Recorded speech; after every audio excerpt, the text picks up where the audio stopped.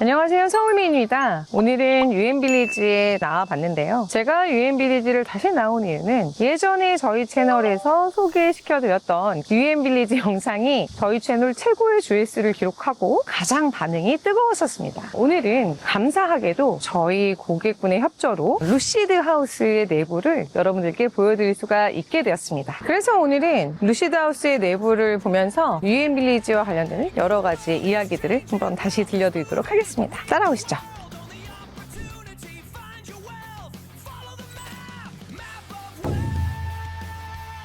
예전에는 고급 빌라와 아파트의 구분이 굉장히 명확했는데 현재의 상황은 그렇진 않습니다. 아파트가 재개발, 재건축이 되기 시작을 하면서 하이엔드 아파트들이 커뮤니티라든가 삶의 만족도, 편의성, 그다음에 트로피 자산으로서의 가치까지 많이 다 흡수하는 상황이 되었습니다. 그러다 보니 고급 빌라의 입지는 점점 더 좁아질 수밖에 없게 되었는데요. 하지만 흥미롭게도 주택 거래의 최고가는 여전히 고급 빌라에서 나오고 있습니다. 에테르노 용산 펜트하우스가 400억대의 거래가 되었고 에테르노 압구정 역시 600억 원대로 거래가 완료가 되었는데요. 이렇게 대단지 하이엔드 아파트와 29세대의 고급 빌라로 취향이 극명하게 갈리는 이런 상황에서 2025년 유엔빌리지에서 상징적인 거래가 하나 있었습니다. 아이브의 장원영 씨가 유엔빌리지의 루시드 하우스를 137억 전액 현금으로 매입을 한 겁니다. 대단지의 아파트가 시장을 지배하는 시대에 20대의 아이콘인 장원영 씨는 왜 루시드 하우스를 택했을까요? 오늘은 그 이유를 시작으로 유엔빌리지의 현재 앞으로 초고가 시장의 미래를 한번 짚어보도록 하겠습니다. 유엔빌리지를 나눠보자면 크게 세 라인으로 나눠볼 수 있습니다. 첫 번째는 여러분들이 가장 잘 알고 계시는 한강변 라인입니다. 이 한강뷰가 보이는 제일 안쪽의 유엔빌리지의 라인의 장점은 지금 보시다시피 남향으로 한강뷰를 볼 수 있다는 게 장점이고요. 하지만 단점이자면 가장 유엔빌리지에서 한강에 가깝게 끝쪽에 있기 때문에 바로 앞에 도로가 인접해 있어서 소음과 분진이 이 라인의 단점이라고 할 수 있죠. 물론 요새는 창이 워낙 잘 되어 있어서 창문을 닫아놓으면 사실 하나도 들리진 않습니다. 하지만 창문을 열게 되면 소음과 분진에서는 자유롭지 못한 거죠. 제 고객 같은 경우도 테라스가 있는 세대에 거주하고 계신데 너무 좋으셨어요. 테라스가 있어서. 그런데 문을 여는 순간 사실 그 테라스를 잘 누리지는 못하겠더라. 강은 그냥 봐야겠다라고 하셨던 게 기억이 납니다. 두 번째 라인으로는 가장 독서당로 대로변 쪽에 가까운 유엔빌리지의 초입 쪽 라인을 말씀드릴 수 있습니다. 초입 쪽에 있는 라인들은 아무래도 바로 나가면은 있는 인프라들, 어떤 상업적인 시설들을 가장 가까이에 도보로 이용할 수 있다는 장점이 있는데요. 하지만 입구 쪽에 있다 보니 북향으로 배치되어 있는 경우들이 많습니다. 남산을 바라보는 뷰가 좀 더 많고요. 그러다 보니 아무래도 위치에 따라서는 남쪽을 바라보고 있는 거에 비해서는 어둡다라는 단점이 좀 있긴 합니다. 가까운 건 물론 편의성이겠죠. 세 번째는 제가 서 있는 유엔빌리지를 관통하는 메인도로가 있는 라인입니다. 이 메인도로는 힐탑 트레저 쪽으로 갈수록 지대가 점점 높아지는데요. 이 메인도로에 접해져 있는 가장 유명한 고급 빌라로는 장원영 씨가 매입한 루시드 하우스와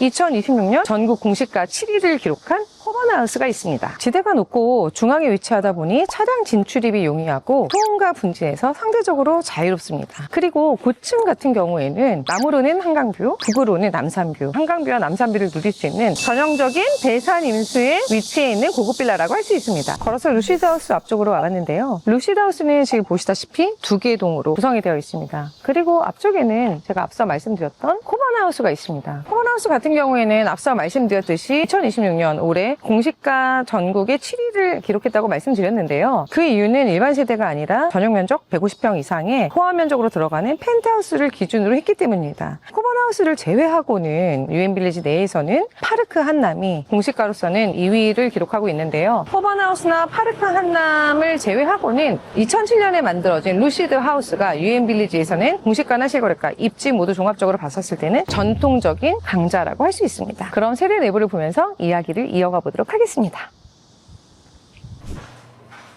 루시드 내부로 와봤는데요. 들어가서 볼 세대 입구입니다. 엘리베이터를 타고 딱 내렸는데 단독 라인으로 되어 있는 구조이고요. 라이너 한남이나 요새 짓는 고급 빌라들 같은 경우에는 프라이버시를 중요시하면서 이렇게 전시를 단독으로 쓰는 게 일반적이긴 한데요. 이 루시드 하우스는 약 한 20년 전쯤에 지어졌는데 그때 당시에도 이렇게 신경 써서 지었다는 게 놀랐습니다. 세대 내부로 같이 들어가서 한번 보시죠.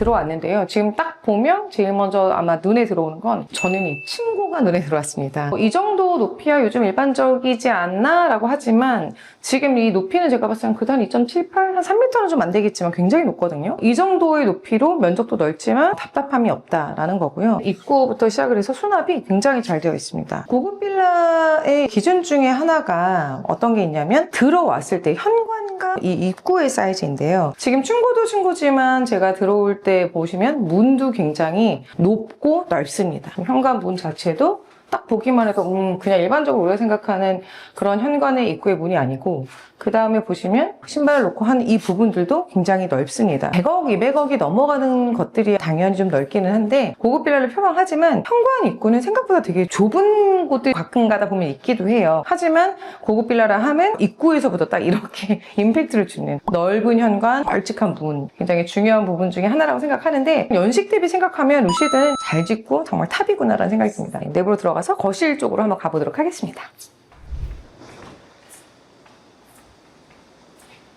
이야, 개방감이 엄청나네요. 거실 쪽으로 이제 와봤습니다. 루시드 하우스는 이 유엔빌리지에서도 유엔빌리지 센터 가장 높은 위치에 있어서 뷰가 좀 더 막힘없이, 물론 아래층 같은 경우에는 당연히 막히겠죠. 근데 제가 있는 층은 탑층이기 때문에 거침없는 한강뷰가 보이긴 합니다. 건물이 살짝 뷰를 막긴 하지만 전체적으로는 동쪽부터 서쪽까지 지금 보면 시그닐도 오늘 날씨가 너무 좋아서 보이고요. 성수동 보면은 뭐 트리마제도 보이고 아크로서울프레스 막 다 보입니다. 이렇게 해서 앞쪽으로는 강남권, 그 다음에 성수동까지 넓게 지금 이렇게 다 보이고 있고요. 반대로 저 뒤쪽으로 가게 되면 기가 막힌 남산뷰가 보입니다. 한번 가볼까요? 자, 지금 뒤쪽으로 저는 되게 잘 보이는데 오늘 날씨도 좋아서 보면 한남더일과 남산, 그리고 남산타워가 너무나 잘 보입니다. 정말 말 그대로 배산 임수가 뭔지를 보여주는 그런 집이라고 볼 수 있습니다. 진짜 탁 트인 개방감은 정말 뭐 유엔빌리지 안에서는 거의 탑인 것 같아요. 라스코더 맨션이 있어서 살짝 막히긴 하지만 그래도 전체적으로는 남산뷰가 잘 나온다. 우물천정으로 되어 있는데요. 우물천정이 사실 아니다 하더라도 제가 봤을 때는 상당히 높은 층고를 가지고 있습니다. 제 키를 기준으로 이렇게 보셔도 많이 남죠? 층고가 진짜 주는 개방감이 엄청 좋다. 뷰도 튀어있고 층고도 높고 뭐 하나 막힘이 없는 거실입니다. 방 4개, 욕실 3개 구조인데 이 면적 자체는 아마 전용 면적으로는 약 한 74평 정도 될 거예요. 대부분 이런 고급 빌라들은 안을 다 확장을 하기 때문에 내부 실사용 면적은 평균적으로는 90에서 한 100평 정도가 될 겁니다. 거실 면적만 보면 일반적인 소파를 놓게 되면 그래도 횡할 것 같죠? 너무 넓어서. 여러분들 아마 SNS에서 많이들 보셨을 거예요. 장원영 씨가 거실을 공개한 적이 있었는데 거기에 보면 이제 굉장히 큰 소파를 놓고 있는 사진이 있었습니다. 그게 거의 침대같이 누울 만한 소파를 놔도 될 만큼 엄청나게 거실이 큽니다. 일반 소파를 놨었을 때는 오히려 더 작아 보일 것 같다. 이번에는 안방으로 한번 가보겠습니다.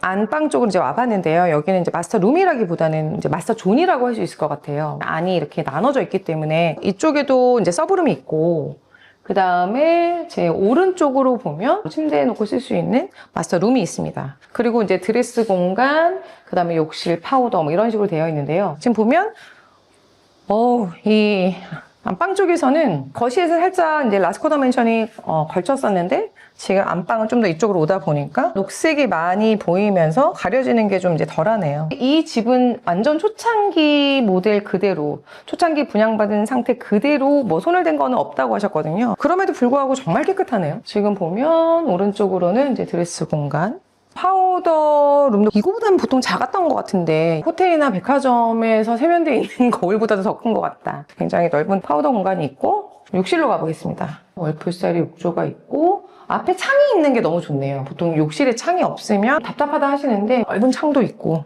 좋습니다. 듀라부터도 비싼 거죠. 좋은 걸로 시공이 되었고 그때 당시에도 이미 이렇게 세면대가 2개씩 되어 있다. 반대쪽으로 가보겠습니다. 여기 보면은 확장이 다 되어 있는데 이 방 쪽에 있는 데는 확장이 안 돼서 이렇게 발코니를 남겨놨네요. 지금 이 방에서도 나갈 수 있고 거실 쪽에서도 나올 수가 있습니다. 주방 쪽으로 한번 가보겠습니다. 우리가 말하는 주방, 다이닝, 거실까지 한국 사람들이 되게 좋아하는 구조잖아요. LDK 일자형 구조. 일자형 배치로 다 남향으로 되어 있고요. 또 이제 손님들이 오셨을 때는 주방의 문을 이렇게 열고 닫아서 깔끔하게 유지할 수 있는 중문처럼 되어 있네요. 여기다 식탁을 놓고 있으면 여기 지금 식탁등이 있잖아요. 저녁이 되면 한강뷰를 보면서 강남의 야경을 보면서 식사를 할 수 있는 주방도 뭐 원체 넓네요. 원체 넓고 요새는 사실 서브제로는 잘 안 넣는 것 같아요. 한참 옛날에 서브제로 유행이었는데 무거워. 안쪽에 보면 메이드 이모님들 쓰시는 방이겠죠? 수납으로도 뭐 팬트리 겸도 쓸 수 있고 이모님이 계시다고 하면은 방을 들여도 되고 순환 동선으로 되어 있기 때문에 이제 뭐 장을 봐가지고 와서는 바로 오른쪽으로 들어와서 정리하거나 할 수 있게끔 되어 있는 구조네요. 이쪽에는 이제 보조 주방일 것 같은데요. 냄새 나는 것들 할 수 있고 요새 보기 드문 하우젠 김치냉장고 1등급이 있습니다. 그리고 밀레, 건조기, 세탁기 등등. 지금 이제 서브룸을 볼 건데요. 여기에 보면 그냥 오픈되어 있는 공간이 있습니다. 이 공간은 약간 뭐 미니 거실? 가족실? 그런 구조로 되어 있고요. 양쪽으로 지금 서브룸이 이제 배치되어 있는 구조여서 자녀들이 있다고 하면 양쪽에 방을 주고 아이들의 공간으로 쓴다던가 그럴 수 있을 것 같습니다. 방 안쪽으로 한번 들어가 보겠습니다. 서브룸인데도 마스터룸 정도 사이즈가 될 만큼 크네요. 시원시원합니다. 요즘 새로 짓는 고급 빌라들 같은 경우에는 아파트도 그렇고 사실 전체적인 트렌드가 그렇죠. 거실이나 다이닝 이런 데는 굉장히 넓게 뽑는데 방 사이즈들은 사실 이제 식구들도 좀 적어지고 하다 보니까 방을 많이 만들지 않고 방 사이즈를 좀 줄이는 경우들이 많은데 확실히 구축이다 보니까 방 사이즈도 모두 다 시원시원하다. 시원시원합니다. 아주. 그렇지. 네, 이렇게 슬라이딩 붙박이 있고요. 반대쪽 방으로도 한번 가보겠습니다. 이제 뷰가 나오고 어차피 방이 전체적으로 배치는 다 지금 북향 쪽으로 되어 있어서 나오는 뷰는 거의 비슷한 것 같아요. 앞에 라스코더 맨션이 얼마나 가리냐 아니냐의 이런 정도의 차이? 좋다.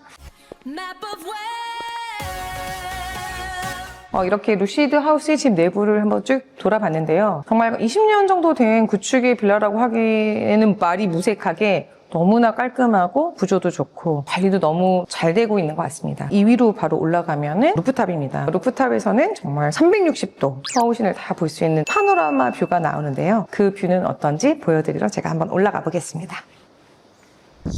우와. 와, 뷰 죽인다. 루시드 하우스의 루프탑 가든으로 올라와 봤습니다. 지금 보면 정말 파노라마 뷰예요. 360도 다 나옵니다. 세대 내부에 있었을 때는 건물이라든가 이런 게 걸렸었는데요. 왼쪽으로는 뭐 성수동부터 시작을 해서 저쪽 쭉 다 보이시죠?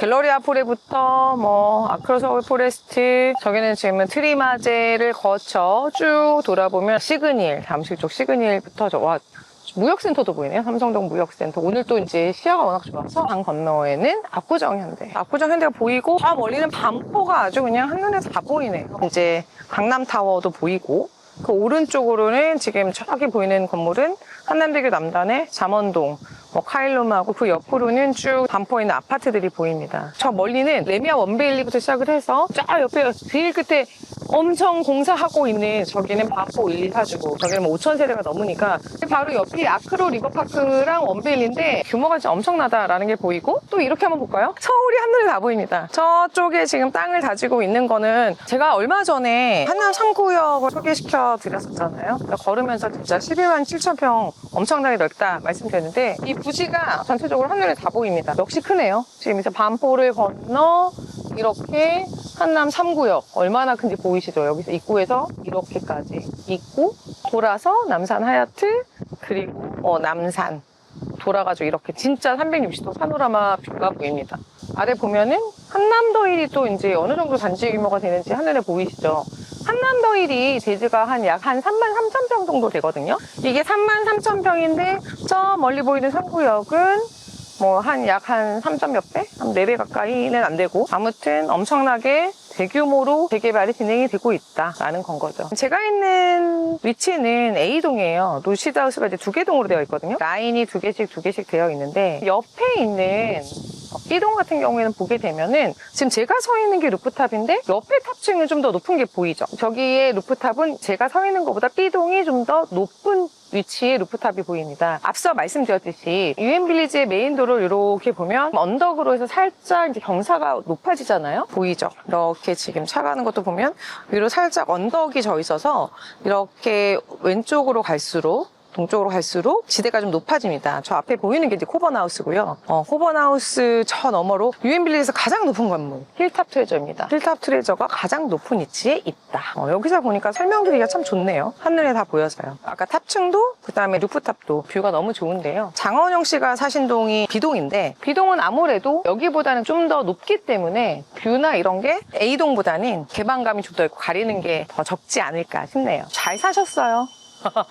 예전에 올려드렸던 유엔빌리지 영상의 댓글을 보면 굉장히 많았던 부분들이 유엔빌리지 너무 불편하다, 걸어다니기 어렵고 여러 가지 이제 불편함을 댓글로 많이 달아주셨어요. 근데 사실 맞습니다. 불편한 거 맞습니다. 언덕으로 되어 있잖아요. 걸어다니기가 쉽지 않습니다. 산책할 만하게 사람이 안정적으로 다닐 만한 산책로가 있는 것도 아니고 애들 데리고 어디 나가기도 어렵다. 불편함이 많은 건 사실입니다. 저희 고객분도 원래는 이 유엔빌리지에서 한강뷰가 쫙 보이는 고급 빌라에 사셨는데 만족도는 사시면서 너무 높았어요. 너무 좋다고. 뷰도 좋고 집도 좋고 조용하고 너무 만족해 하셨는데 아이를 딱 낳자마자 그때부터는 본인이 누렸던 한강뷰 이런 것보다는 얼마 지나지 않아서 어디로 이사를 가셨느냐, 나인원 한남으로 바로 이사를 가셨습니다. 마음 편하게 유모차를 빌고 산책을 한다거나 이제 이런 것들이 놀이터도 없고 뭐 그러다 보니 아무래도 인프라가 갖춰진 나인원 한남으로 이제 바로 이사를 가셨거든요. 이렇게 저희 고객 사례에서 알 수 있듯이 유엔빌리지는 극복할 수 없는 지형적 한계가 있는 거는 분명합니다. 오래전에는 유엔빌리지 하면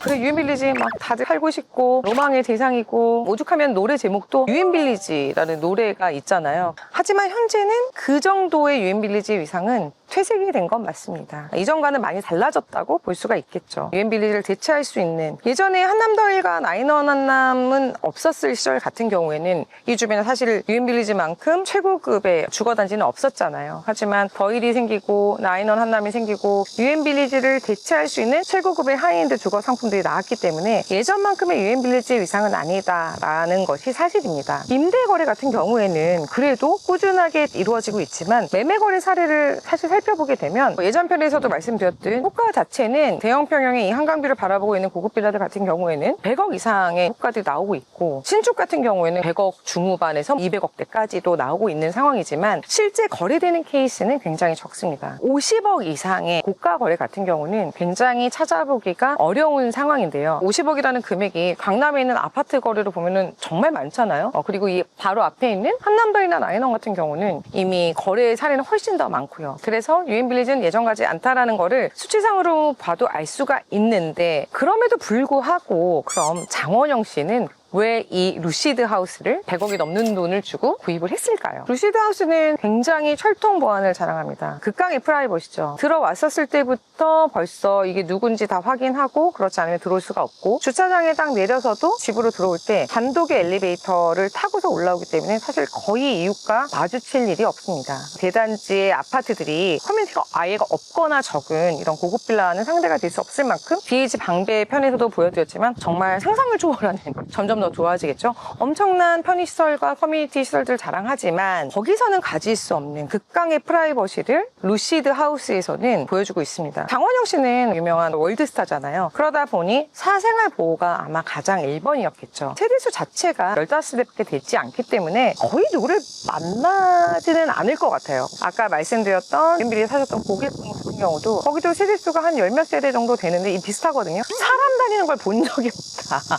혼자 사는 것 같다. 누구를 한 번도 마주치신 적이 없으시대요. 그만큼 프라이버시가 어떻게 보면 워낙에 좋다라는 게 1번이었을 것 같고요. 그리고 또 하나 생각을 해보면 장원영 씨가 어린 나이라는 것도 루시드하우스를 선택하는데 또 하나의 이유가 됐었을 수도 있습니다. 장원영 씨도 나이가 먹고 결혼을 해서 아이가 있다라고 하면 아무래도 이제 인프라가 더 중요해. 가족과 아이를 생각하는 나이가 된다면 그때는 또 루시드하우스가 지금처럼의 답은 아닐 수 있을 것 같습니다. 유엔빌리지는 예전 같지 않다, 불편하다, 이제는 퇴색됐다라고 하지만 결국 사생활이 무엇보다 중요한 누군가에게는 여전히 하나의 정답지로 존재하고 있는 거죠. 고급 빌라 시장은 여전히 매력적인 니치 마켓이지만 이제는 어설픈 기획만으로는 살아남기 매우 어려운 시장이 되었습니다. 유엔빌리지 신축 시장이 정체된 이유는 간단합니다. 고객들이 원하는 가치와 시행사에서 제시하는 분양가의 괴리가 너무 크기 때문이죠. 매도자인 토지 소유주가 제시하는 금액은 워낙 높아서 땅값은 계속 높아지고 있고 거기에 폭등하는 공사비와 금융비용 등 시행사에서 감당해야 되는 비용들이 천정부지로 높아지고 있기 때문인데요. 29세대 제한 때문에 세대수를 늘려서 분양가를 분산할 수도 없는 거죠. 특히나 유엔빌리지 같은 경우에는 넓은 토지를 매입하기도 어렵습니다. 대부분 재건축이 되는 빌라 같은 경우에는 평균적으로 4, 5세대밖에 나올 수가 없거든요. 그렇기 때문에 분양가가 올라갈 수밖에 없고 결국 분양도 어렵고 시행사가 힘들 수밖에 없는 상황입니다. 경험이 부족한 시행사와 애매한 자본력이 만나 도전했던 초고가 하이엔드 현장들은 미분양을 견디지 못하고 다 무산되고 말았죠. 초고가 빌라 시장은 현 상황에서는 완전히 양극화가 되었습니다. 어설픈 시행사는 살아남을 수가 없고 경험이 많은 시행사와 막강한 자본력이 결합해야만 살아남을 수 있는 자본주의의 정점을 찍는 시장이 되었죠. 100억, 200억 이상의 초고가 하이엔드 빌라 시장 중에서 살아남은 곳은 넥스플랜의 에테르노가 유일합니다. 에테르노 시리즈는 청담을 시작으로 해서 압구정, 용산까지 성공시키며 3차까지 지금 진행하고 있는 유일한 프로젝트이며 시장에는 이미 좀 소문이 돌고 있는데요. 에테르노가 4차 부지로 1차 부지였던 청담의 오솔길 라인 옆쪽에 오래된 한강을 바라보는 빌라들이 많잖아요. 그 빌라들을 대규모로 좀 매입을 해서 4차로 지금 진행하려고 한다라는 설이 있습니다. 경험 많은 시행사와 거대 자본인 현대건설이 만나서 이 4차 부지를 이때까지 없었던 규모로 하려는 게 아닌가 생각이 드는데요. 앞서 말씀드렸듯이 이제 어설픈 시행사 혼자서는 이 시장을 감당할 수 없다는 반증입니다. 확실한 입지, 확실한 경험. 대기업 수준의 자금이 뭉쳐야만 살아남을 수 있는 시장이 되었습니다. 고급 빌라는 하이엔드 아파트보다 불편하고 비쌉니다. 하지만 여전히 최고가 매매 기록은 고급 빌라에서 나옵니다. 무작정 짓기만 하면 팔리던 시대는 끝났습니다. 수많은 실패 속 다음의 성공은 어디에서 나올까요? 에테르노가 계속 이 시리즈를 이어가면서 성공을 이끌어갈까요? 아니면 도산대로의 더 피크 도산을 매입한 하나 갤러리아가 짓는 그런 상품이 될까요? 여러분은 어디라고 생각하세요? 지금까지 서울미인이었습니다.